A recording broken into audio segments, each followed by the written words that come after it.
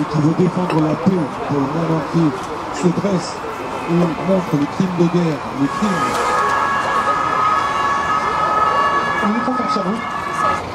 Il paraît que la CIA, d'après son ancien directeur Mike Pompeo, l'instruction se borne à mentir, tricher, voler. Je gage qu'ils savent aussi réfléchir à comment humilier et avilir, et qu'en choisissant la journée symbole des droits de l'homme, ils lançaient sciemment un signal au pays qui les a vus naître. Je nommais la France.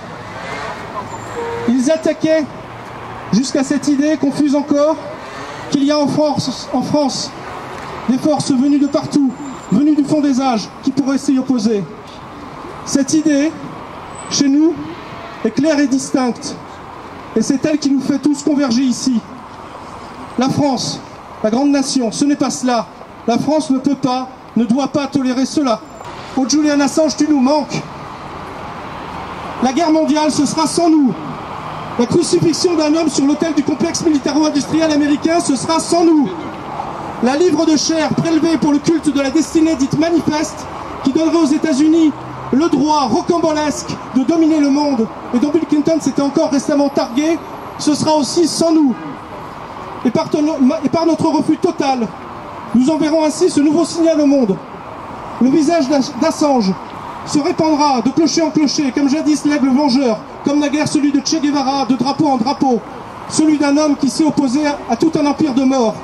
Le visage même de l'homme, contre la machine à broyer les peuples. Merci d'être là. Merci, même si on n'est pas très nombreux, hélas.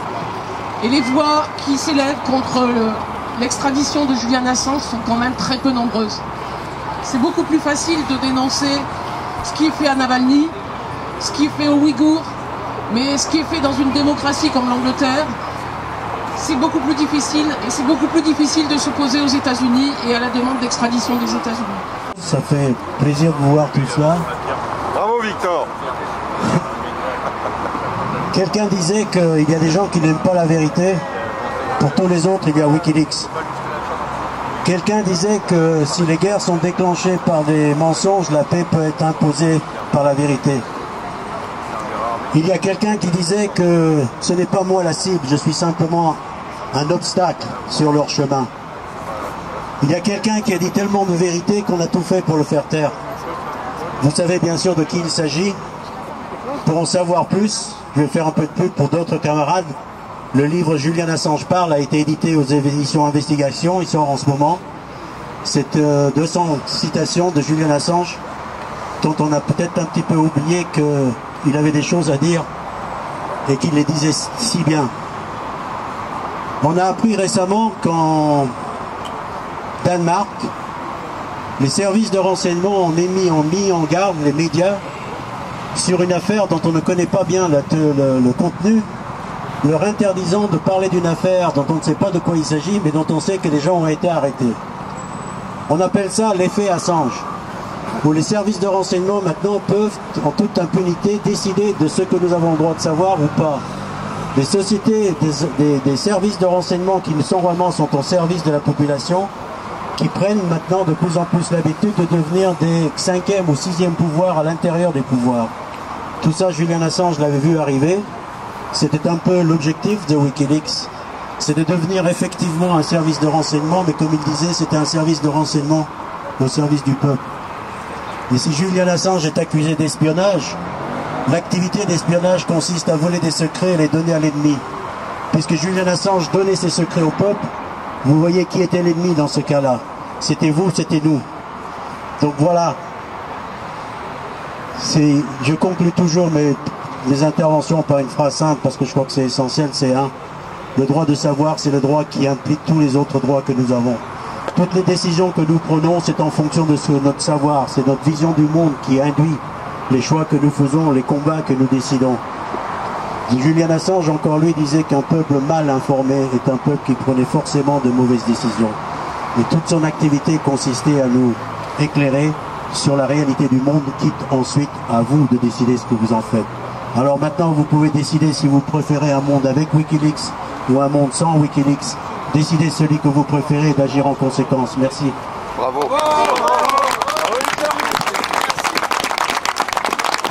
Des détenus arbitraires dans le monde, il y en a des dizaines, des centaines de milliers. Si ce soir nous sommes ici rassemblés pour l'un d'entre eux en particulier, c'est parce qu'au-delà des conditions inhumaines dans lesquelles il vit depuis de longues années, il incarne des valeurs extrêmement importantes pour nos démocraties occidentales, et parce que ça se passe précisément dans nos démocraties occidentales qui sont en train de renier ces valeurs. Et parce que ce dont il est accusé, c'est rien d'autre que d'avoir fait trop bien son travail de journaliste d'investigation et d'avoir inventé, d'incarner avec des lanceurs d'alerte emblématiques comme Edward Snowden et Chelsea Manning, incarner une nouvelle forme de journalisme, celle de Wikileaks, celle dont la puissance a été révélée en 2010, quand ont été démontrées des atrocités commises pendant les guerres, des actes de torture, des actes d'espionnage entre puissances soi-disant alliées. C'était le début d'une ère nouvelle, et c'est bien pour ça que Julian Assange a été déclaré à cette époque-là homme de l'année par Time, par Le Monde. C'était le début aussi d'une grande entreprise de déstabilisation de la réputation de Julian Assange, faite de mensonges et de calomnies et d'accusations insidieuses qui ont duré des années et qui à ce jour continuent de dresser un écran de fumée opaque autour de Julian Assange aux yeux de quantité de personnes.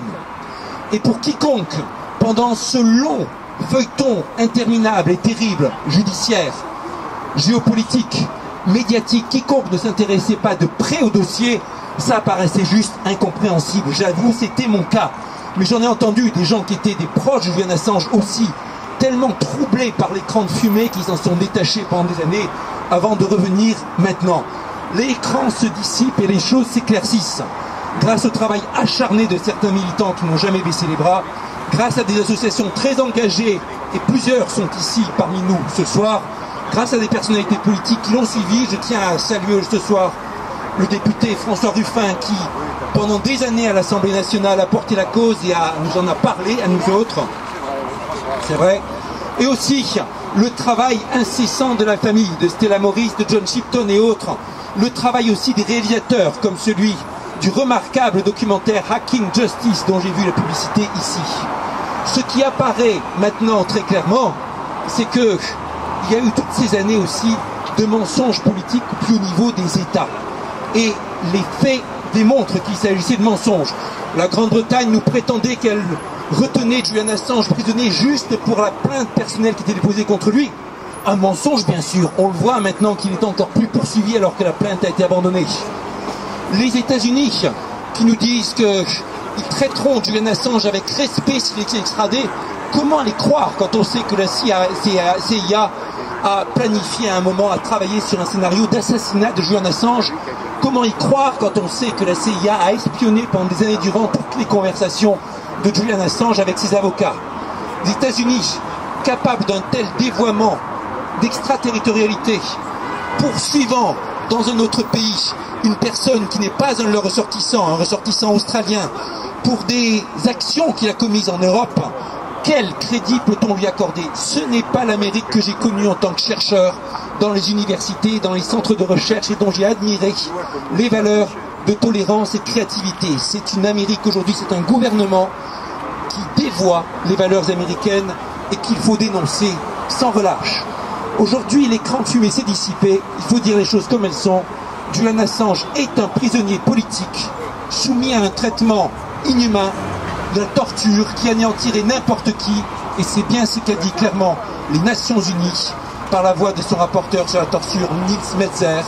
C'est le devoir de la France que au nom des valeurs de liberté et de liberté de la parole et de droits humains, c'est le devoir de la France que de le défendre, de lui accorder l'asile politique, non seulement pour lui, mais pour les valeurs qui fondent notre démocratie. Et c'est pour ça qu'à l'Assemblée nationale, nous sommes 40 députés à avoir signé une proposition de résolution demandant l'asile politique pour Julian Assange, dont j'espère qu'elle sera discutée très bientôt au Parlement. Une proposition qui rassemble des députés de tous les bords politiques, absolument tous en France, parce que c'est bien au nom des valeurs universelles qu'elle a été rédigée.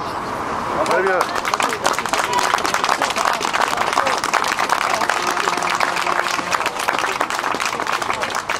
Robert, je suis le représentant d'une petite association qui s'appelle Robin des Lois et qui s'occupe de questions carcérales depuis une dizaine d'années. Mais il y a 2 ans, un de nos avocats m'a intéressé au cas d'Assange et j'ai été amené à travailler sur le cas d'Assange dans mon coin. Bon, vous en souvenez peut-être, il y a 18 mois, il y a eu un article du Monde, c'était un des premiers récents, disant que M. Dupond-Moretti avait oublié, en devenant garde des Sceaux, les promesses qu'il a faites dans une conférence de presse à laquelle je me trouvais, qui était retentissante, dans laquelle il disait, il ne faut pas l'oublier tout ça, parce que c'est avec ça que se fait la mobilisation et qu'elle s'entretient en faveur d'Assange, j'en suis persuadé. Cette conférence de presse réunissait des journalistes du monde entier. Et il a dit, Assange risque de mourir, nous allons demain demander au président de la République l'asile. Il avait raison, moi j'y étais, j'étais très heureux, je trouvais ça très bien. Bon, et puis il est devenu garde des Sceaux au mois de juin, et puis plus rien. Donc on lui a rappelé un petit peu sa promesse dans un article du Monde et une lettre ouverte au mois de septembre. Et là-dessus, on a essayé de se fédérer avec ceux qui, dans leur coin, faisaient des choses différentes. D'ailleurs, par exemple, ce soir, je ne connaissais pas Ulrich, qui est encore à moi.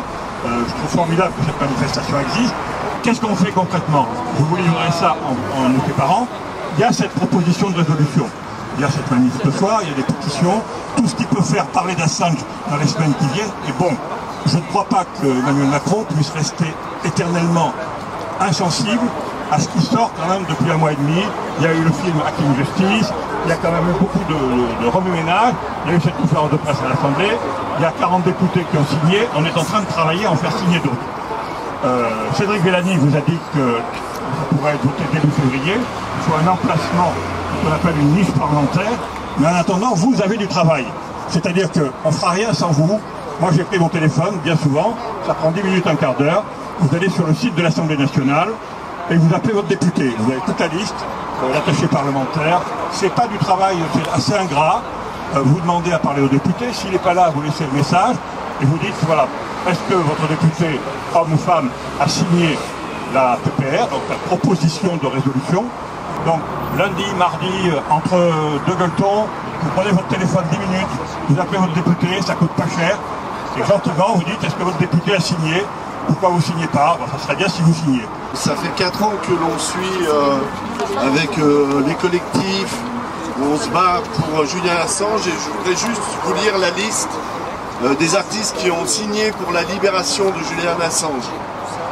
Josiane Balasco, Patrick Bouchité, Albert Dupontel, Cédric Lapiche, Jean-Claude Petit, Bruno Gassio, Corinne Maziro, Lio, Claude Thirillon, Anne Roumanoff, Anna Chigula, Pascal Légitimus, Serge Moati, Sam Carman, Thomas Gilou, Lucas Belvaux, Virginie Ledoyen, Julien Seri, Louis Régaud, Dominique Cabrera, Patricia Mazui, Didier Le Pêcheur, Bruno Podadiles,